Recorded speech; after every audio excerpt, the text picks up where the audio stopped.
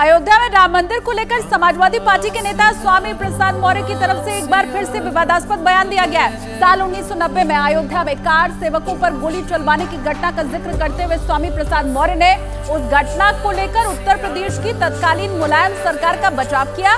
स्वामी प्रसाद मौर्य ने कहा कि अमन चैन को कायम रखने के लिए तत्कालीन सरकार ने अराजक तत्वों पर गोली चलवाकर अपना कर्तव्य निभाया था, तो कार सेवकों के ऊपर गोली चलवाना उसका बचाव करते हुए यहाँ पर स्वामी प्रसाद मौर्य दिखाई दिए पूरी तरह से डिफेंड वो कर रहे हैं और ये कह रहे हैं कि कानून व्यवस्था को बनाए रखने के लिए जो अराजक तत्व थे, कार सेवकों को अराजक तत्व उन्होंने कहा, उनके ऊपर गोली चलवाकर सरकार ने कर्तव्य निभाया अपना।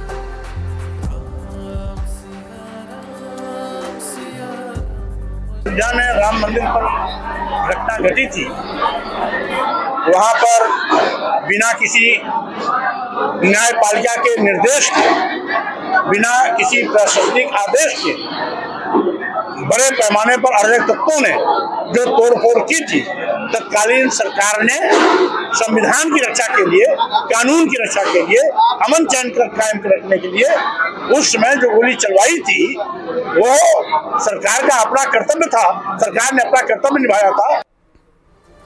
और अयोध्या में राम मंदिर निर्माण की कहानी आंदोलन से लेकर खूनी संघर्ष से भरी है।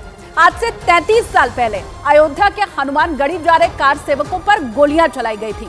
उत्तर प्रदेश में उस वक्त मुलायम सिंह यादव मुख्यमंत्री थे। साधु संतों ने अयोध्या कूच किया था। प्रशासन ने अयोध्या में कर्फ्यू लगा रखा था और बाबरी मस्जिद के 1.5 किलोमीटर के उस पूरे दायरे में बैरिकेडिंग कर दी गई थी, जिससे कि कार सेवकों की भीड़ वहां बेकाबू हो गई थी। पहली बार 30 अक्टूबर 1990 को कार सेवकों पर गोली चलाई गई थी।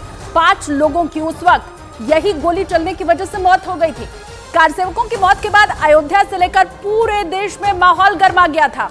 इस गोलीकांड के 2 दिन के बाद यानी 2 नवंबर 1990 को ही हजारों कार सेवक हनुमानगढ़ी के करीब पहुंच गए थे। उमा भारती, अशोक सिंघल, स्वामी वामदेवी, ये तमाम बड़े हिंदूवादी नेता हनुमानगढ़ी में कार सेवकों का नेतृत्व करते दिखाई दे रहे थे। ये तीनों ही नेता अलग अलग दिशाओं से करीब 5-5 हजार कार सेवकों के साथ हनुमानगढ़ी की तरफ आगे बढ़ते दिखाई दे रहे थे। प्रशासन उन्हें रोकने की भरपूर कोशिश कर रहा था, लेकिन 30 अक्टूबर को मारे गए कार सेवकों के चलते लोग गुस्से से भरे हुए थे। आक्रोश था लोगों के मन में। आसपास के घरों की छतों तक पर बंदूकधारी पुलिस कर्मियों को तैनात कर दिया गया था। चारों तरफ हर छत पर सिर्फ और सिर्फ पुलिसकर्मी और किसी को भी बाबरी मस्जिद तक जाने की इजाजत थी नहीं। 2 नवंबर 1990 की सुबह कार सेवक अयोध्या के हनुमानगढ़ी के सामने लाल कोठी के सकरी गली में आगे बढ़ते ही चले जा रहे थे। सिर्फ वहां पर कार सेवकों की भीड़ थी। पुलिस के सामने से आ रहे कार सेवकों के ऊपर फायरिंग कर दी। उस वक्त इसमें करीब 1.5 दर्जन लोगों की मौत हुई थी। पुलिस की फायरिंग में कोलकाता से आए हुए कोठारी बंधुओं की भी मौत हो गई थी।